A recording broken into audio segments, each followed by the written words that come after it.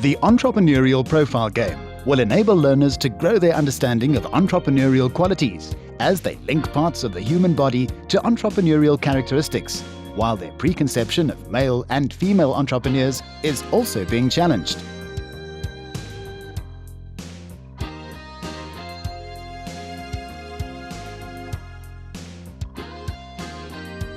The procedure followed in this game pivots around group work and feedback, focusing on the metaphoric representation of entrepreneurial qualities, as well as a discussion on perceptions about male and female entrepreneurs. Divide the class into groups, incorporating both male and female learners.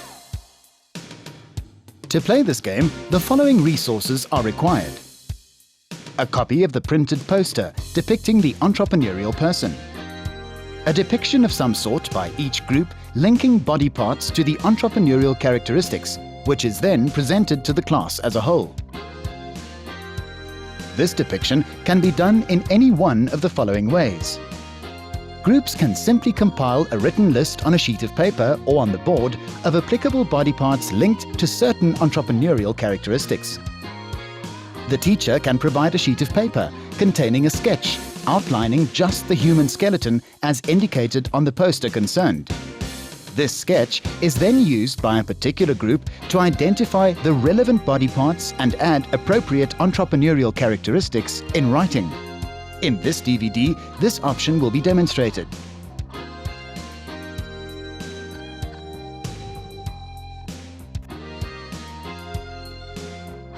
The teacher commences by indicating the objectives of the game and explaining what is required of the learners during the group activity.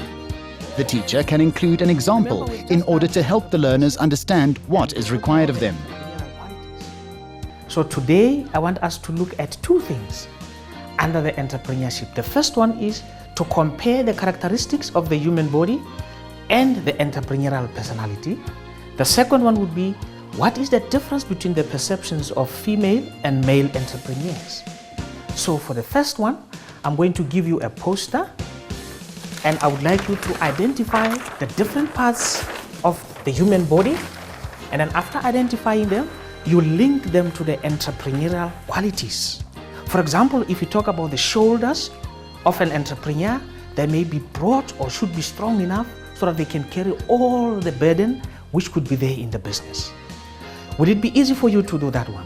Yes, sir. You identify the body parts and then you link them to the entrepreneurial qualities. In the groups of 4, I'm going to give you 15 minutes to do that activity. And then after that, we'll be putting them on the board. Because you can't create a business without confidence. You need confidence, you know, you speak to people, you meet different kinds of people,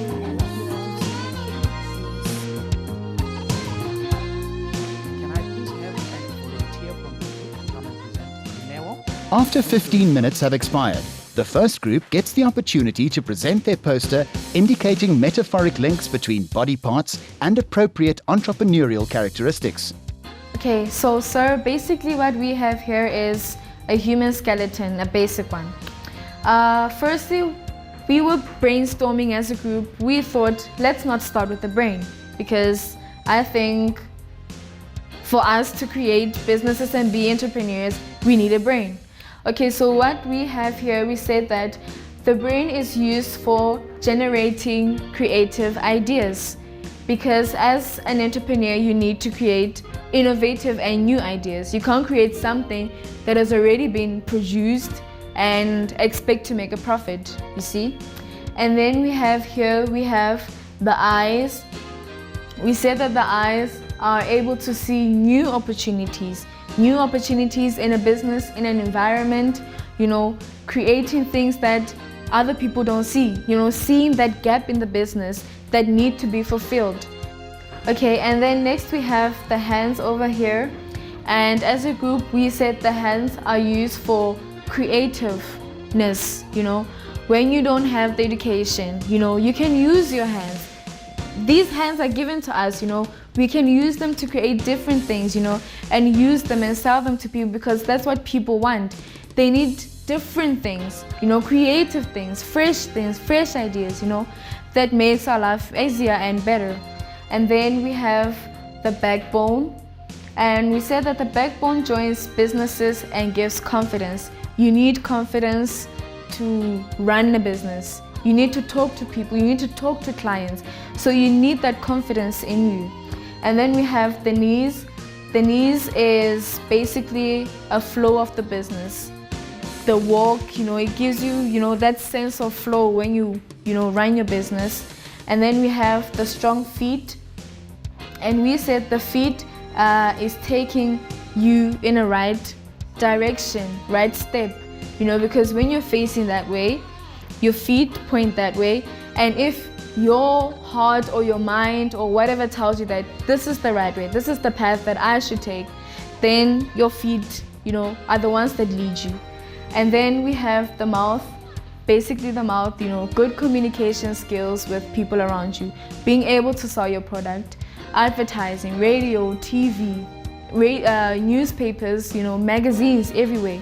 You need your mouth to talk to people. Okay, and then here we have the neck.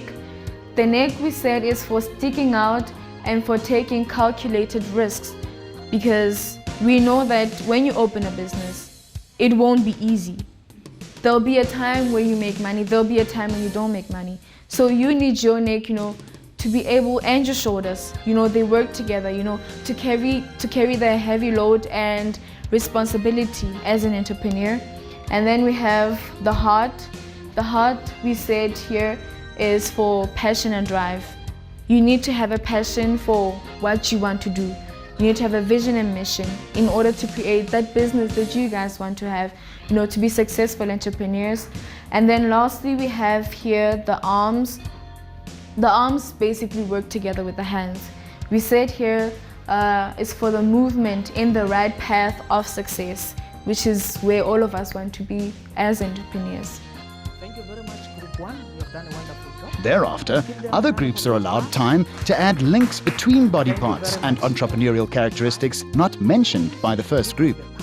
Towards the end of the presentation session, the teacher can likewise identify and elaborate on links not covered by any group. This is followed by a class discussion about the entrepreneurial characteristics identified and the role of gender in entrepreneurship by asking the following questions. What are the different perceptions of female and male entrepreneurs in society?